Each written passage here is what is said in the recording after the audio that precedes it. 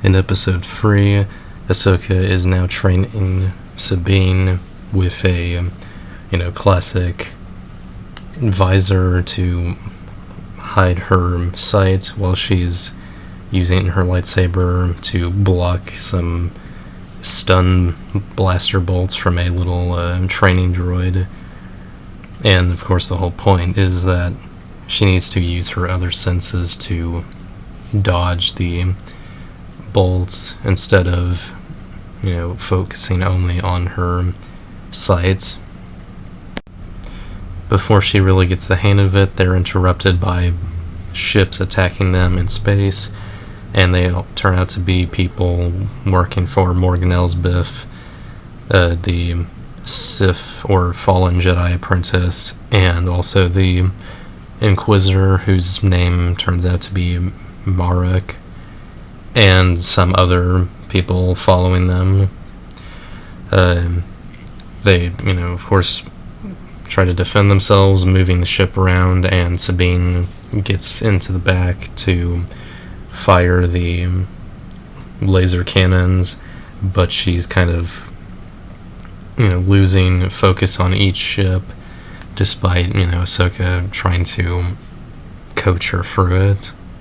In a last-ditch effort to defend themselves and not get blown up, Ahsoka puts on a spacesuit, goes out onto the wing of the ship, and takes out her lightsabers and starts trying to get a good shot at some of the ships, and she does end up hitting the wing of one ship that gets close enough with her lightsaber, takes it down, and I believe it destroys another ship, not of course the main two baddies, but some of the henchmen or whatever. Ahsoka gets back inside, and they make their way to Cetos, avoiding these ships as best as they can, eventually having to maneuver around what they find are a kind of flock of large, tentacly flying whales, almost. And after they escape, Sabine mentions that those are pretty much the exact creatures that Ezra used to help take out Thrawn years ago, or actually not too long ago, I guess, based on the timeline, I suppose. At the end of this episode, Baylan is told by some of his henchmen that they have spotted the ship that has landed in a nice patch of land that doesn't have trees on it, surrounded by a forest, and of course he orders them to go after them. In episode 4, Ahsoka and Sabine leave the ship to kind of check out the area and see how far Morgan Elsbeth and Baylan Skoll are, but are attacked by the henchmen who were ordered to try and take them out, though it's not really a good time for them, as they are pretty easily taken out, I'd say.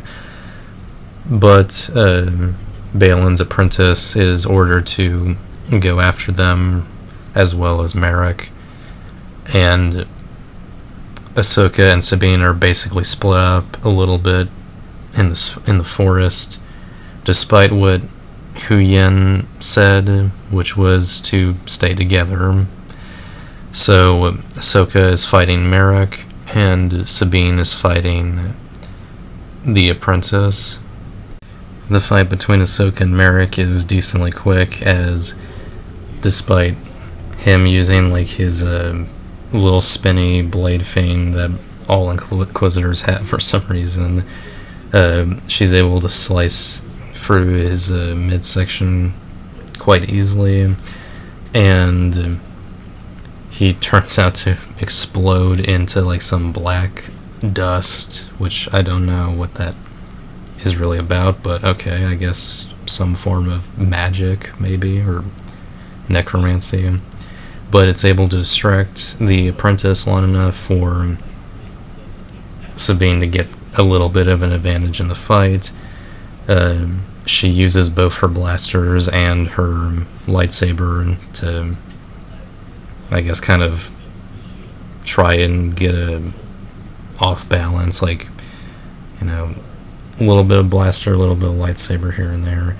But she tells Ahsoka to go ahead and get the map while she's fighting the apprentice.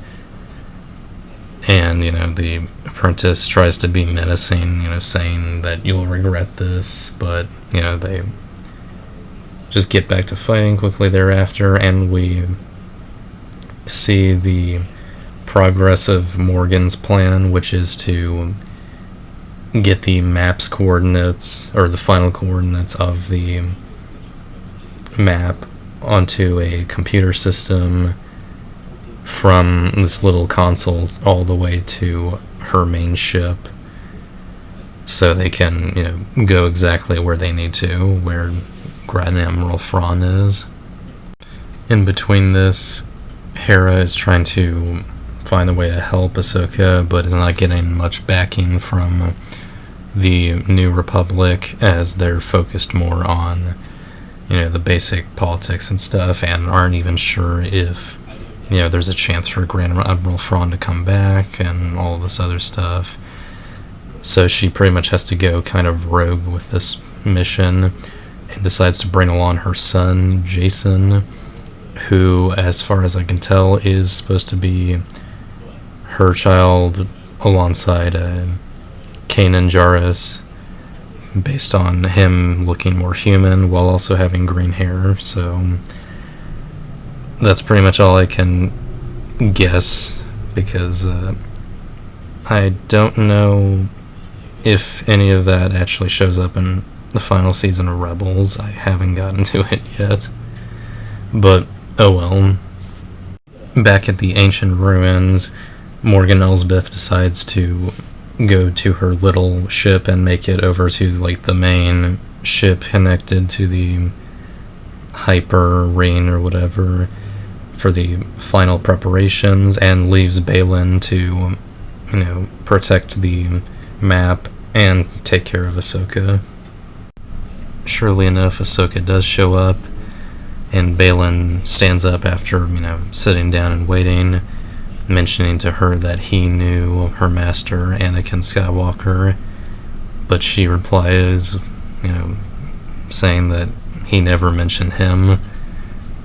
But, you know, he goes on saying that no one really lived to know what he would become, which of course would be Darth Vader. Baylan then also mentions securing a better future for himself and for probably his apprentice, and Ahsoka wonders if starting a war will really do that, and he says that while he won't start a war, Thrawn will, and says that it is necessary to a degree, and that you must destroy to create, and, you know, little things like that, you know, kind of villain stuff you love or hate, but, you know, I kind of love it. The two of them then ignite their lightsabers and begin fighting, as Ahsoka tries to grab the map, but is continuously, you know, stopped by Baylan, and, you know, they're throwing rocks at each other, they're doing some, like, flips and maneuvers, trying to best one another and keep each other, you know, against the wall and all that. And it's also intercut with Morgan overseeing her progress, which is still slow, but getting closer and closer to completing. And we also cut back to Sabine's fight with the apprentice, which doesn't go too well, as Sabine's lightsaber is knocked out of her hand and she falls to the ground, and she tries to, you know, use the Force, use her hand to possibly push her back, but it doesn't quite work. But it doesn't matter, as it was a bit of a diversion for her to use her little Mandalorian missile gauntlet to try and hit her, which doesn't do much damage, but does knock her lightsaber out of her hand.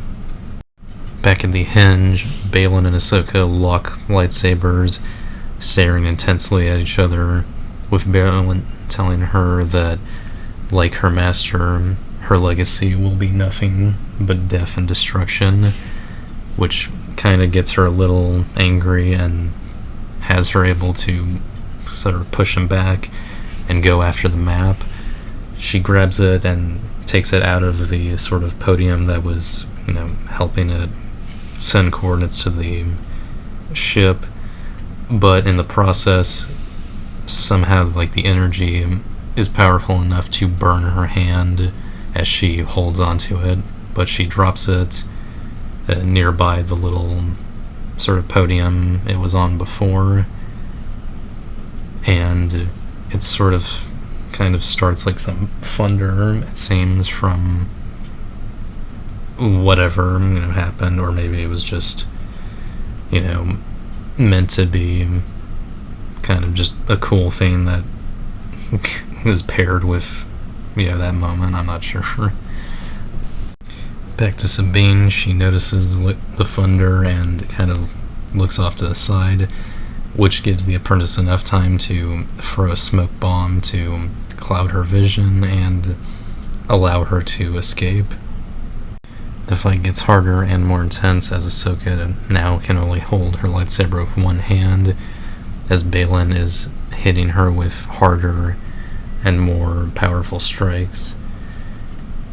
And she's kind of knocked down and rolls to the edge of the sort of cliffside of the Henge, and they lock lightsabers one more time, and Ahsoka notices that the apprentice has come back, but Sabine has not, so she assumes that she was taken out and uses some of that bit of pain to use the Force and knock her down into a piece of stone nearby, and almost has the edge against Baylan, but then Sabine comes back holding the map and holding her blaster, threatening to destroy it, which Ahsoka supports, but Baylan is able to knock her off the cliffside and decides to sort of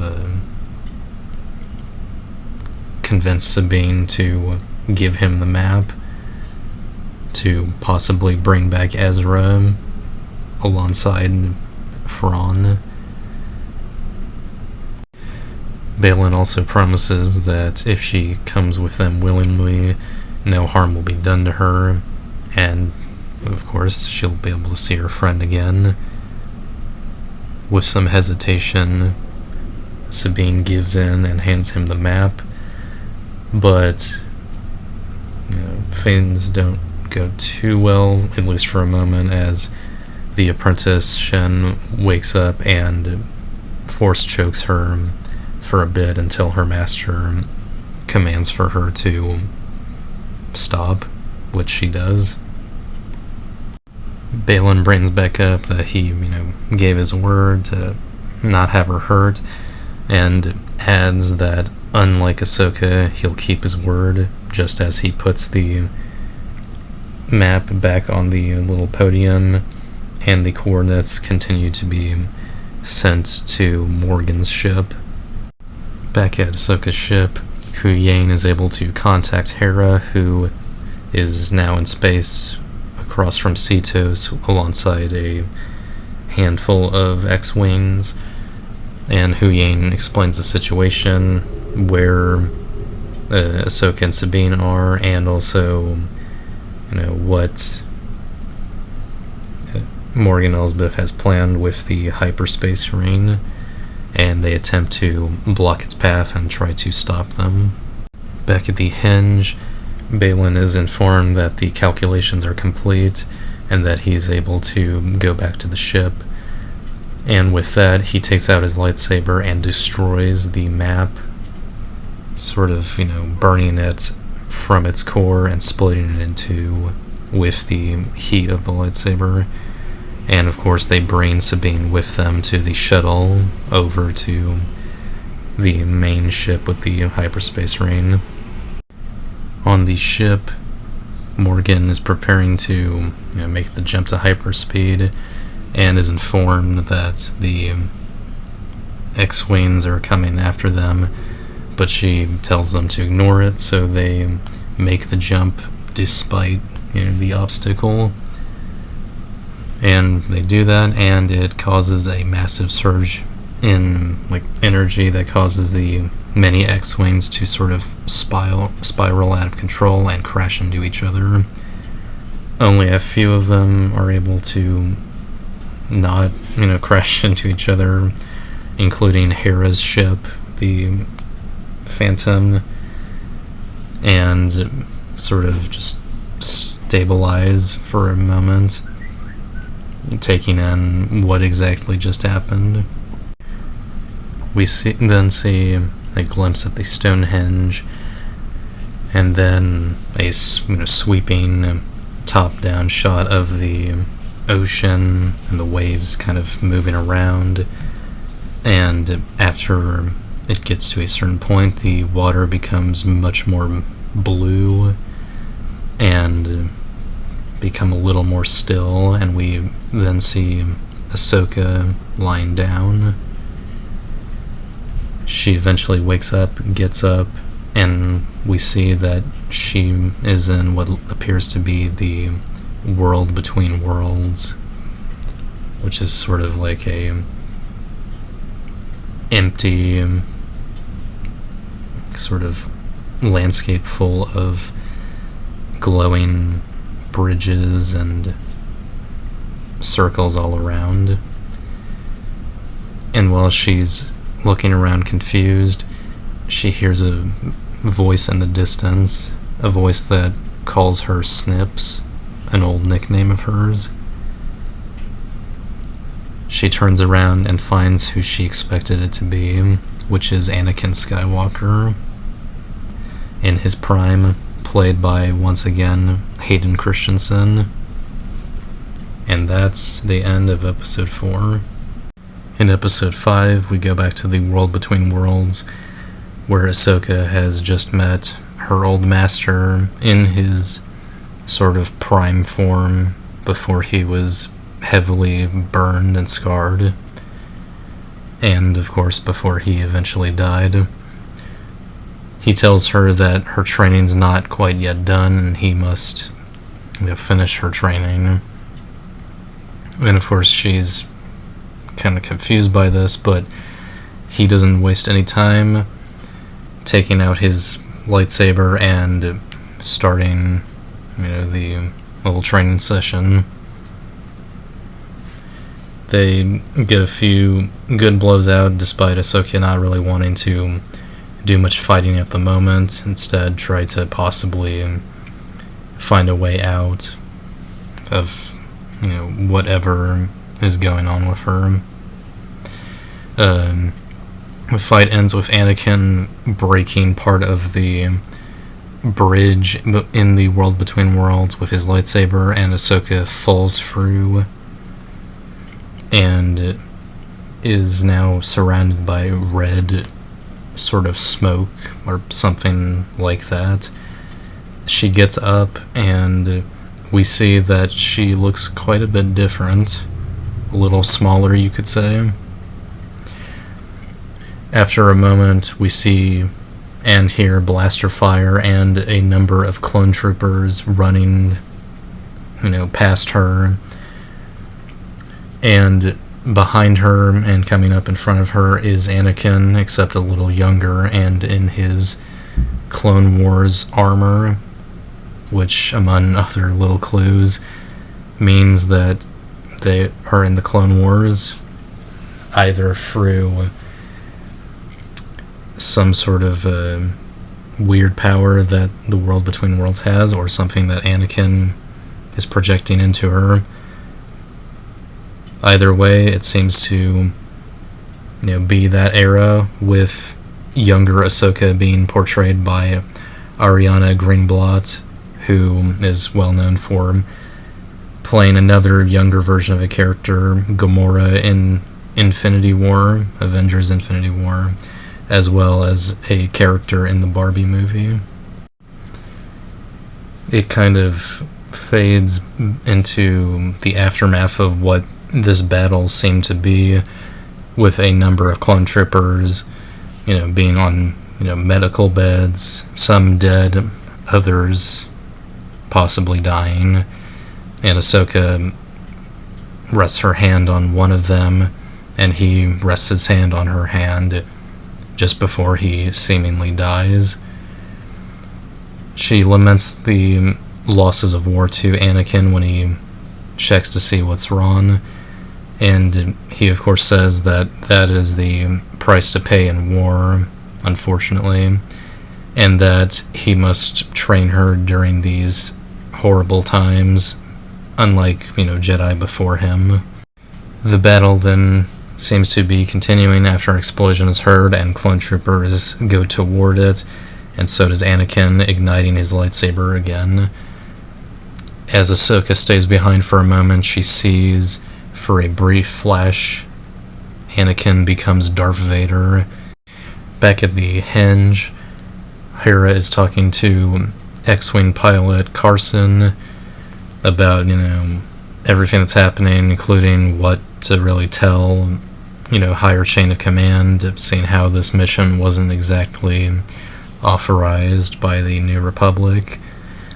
And after this conversation, Hera goes to Hu Yen, who is at the edge of the cliff holding onto Sabine's Mandalorian helmet, and he laments the fact that they should have stayed together, which, is decently sad, even for a, droid saying that. There's some emotion in his voice, I'd say.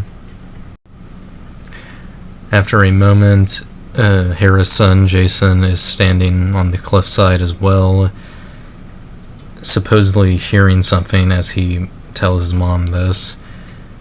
Possibly, a feeling, which might be due to, his father's connection to the Force, which Hu Yan also mentions to Carson.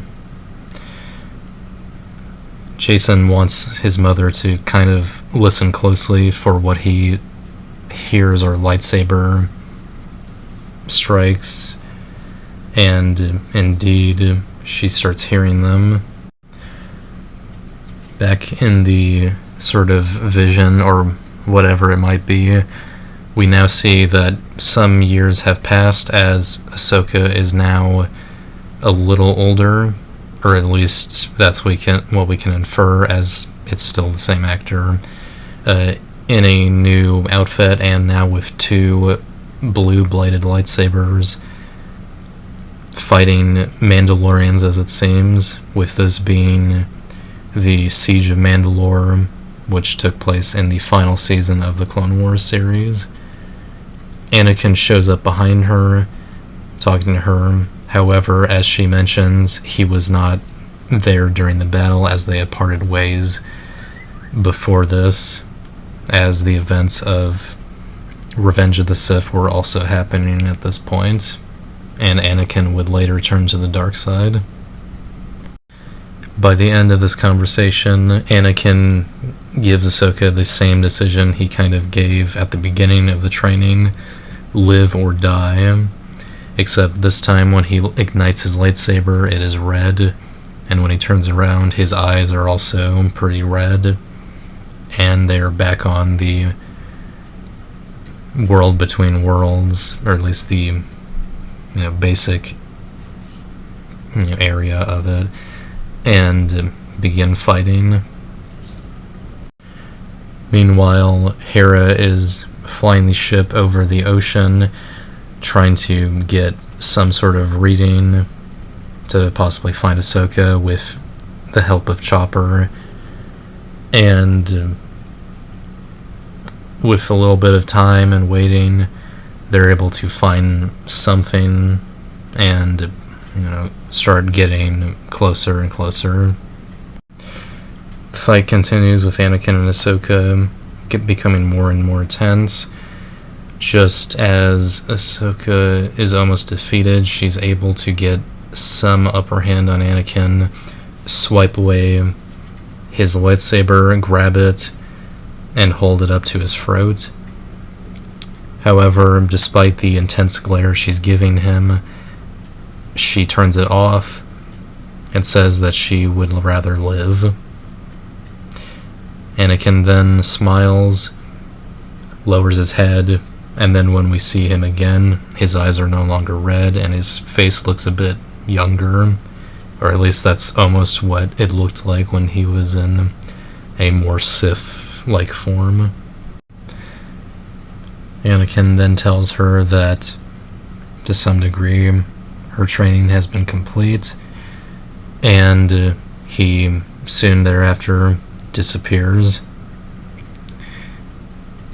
A moment later, water begins enveloping Ahsoka, and we see her in the ocean, somewhat deep. The surface can very much be seen, and some light starts kind of coming in as if something is coming towards the surface.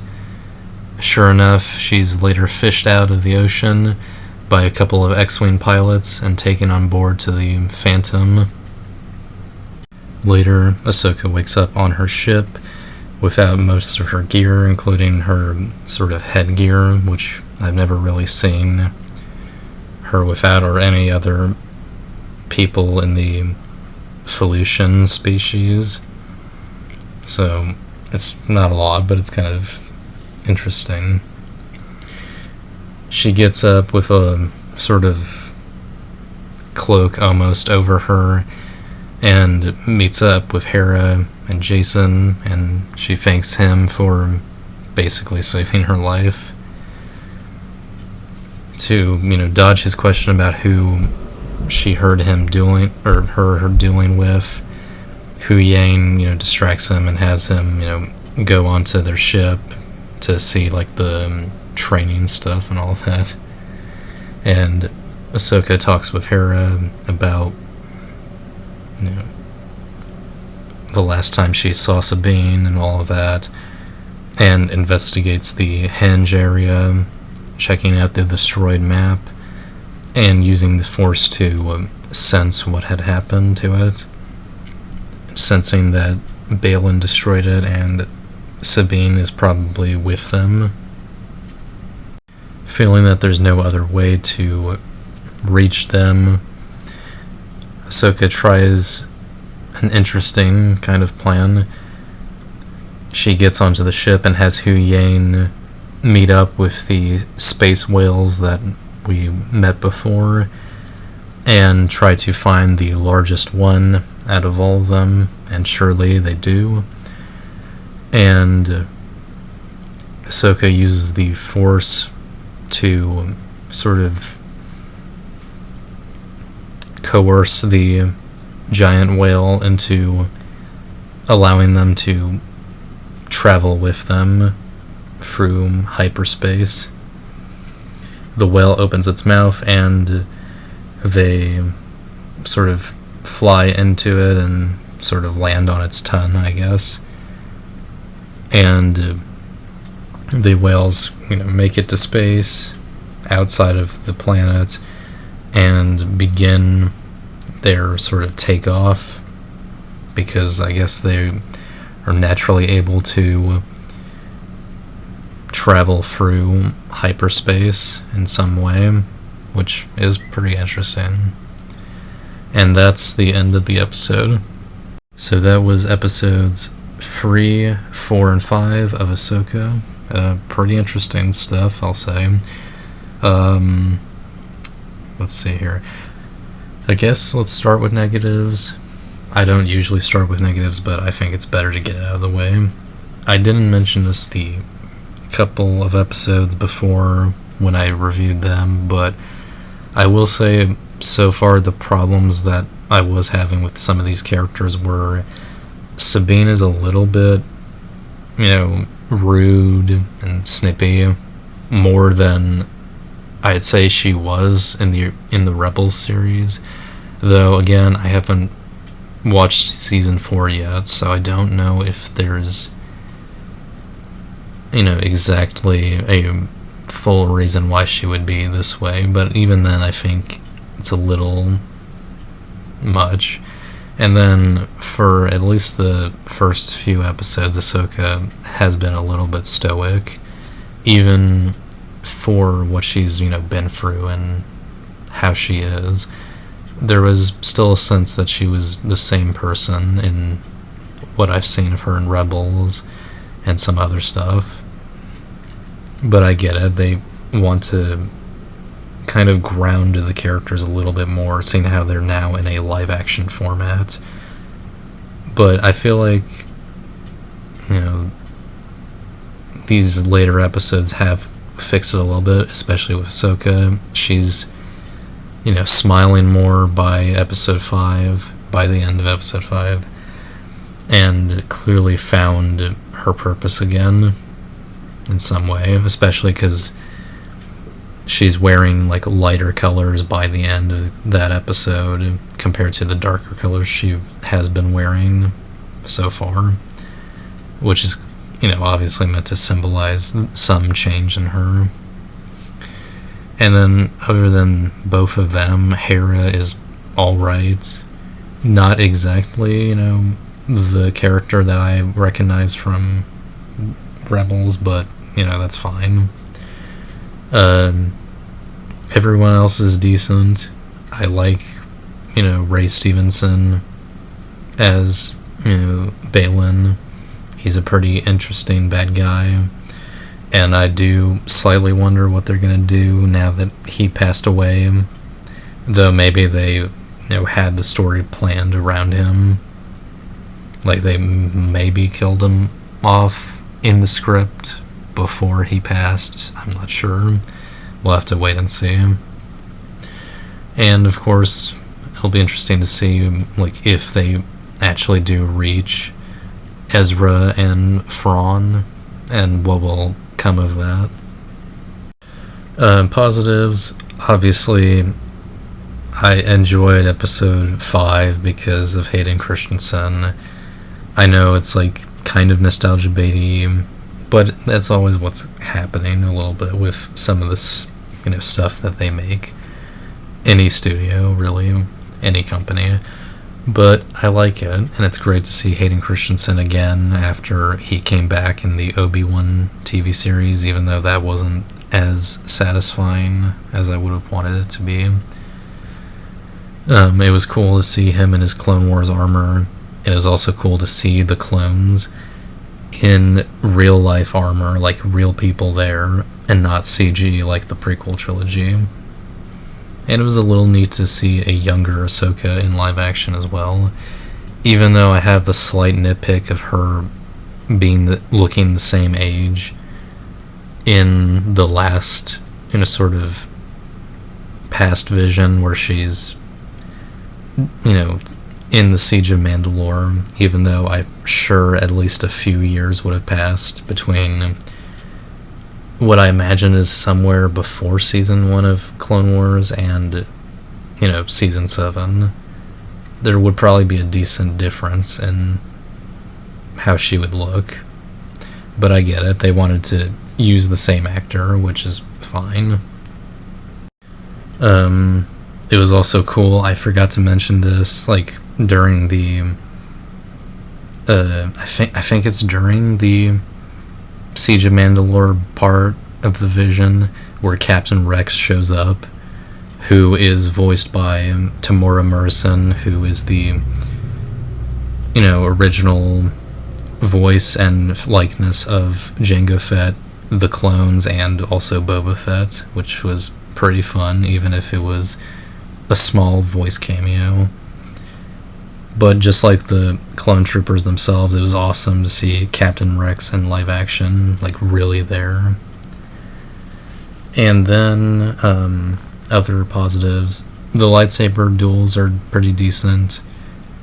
I know some people might not like this, but I thought it was interesting that Sabine actually accepted Balin's offer to give him the map, and she would get Ezra back.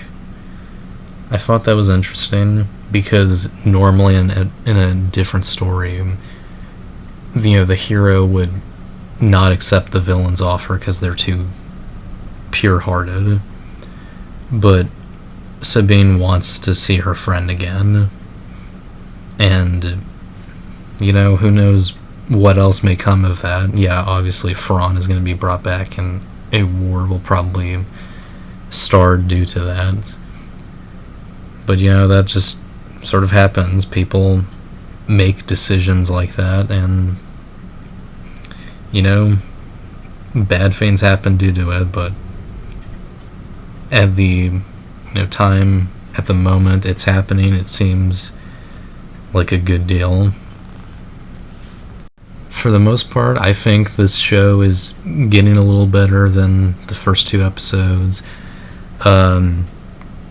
Obviously, I'm not trying to overdo, defending the show, but I don't want to be like the rest of the internet who's like being really hard on it just because it's doing something.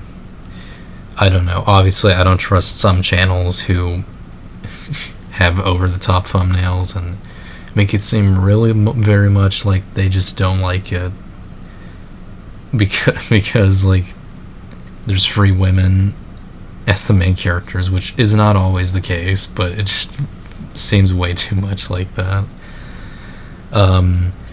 Yeah, I slightly agree that it's annoying that Star Wars keeps having characters get stabbed in the side, or no, in the like somewhere in the midsection by a lightsaber and live, even though Qui-Gon had the same thing and he died not too long afterward.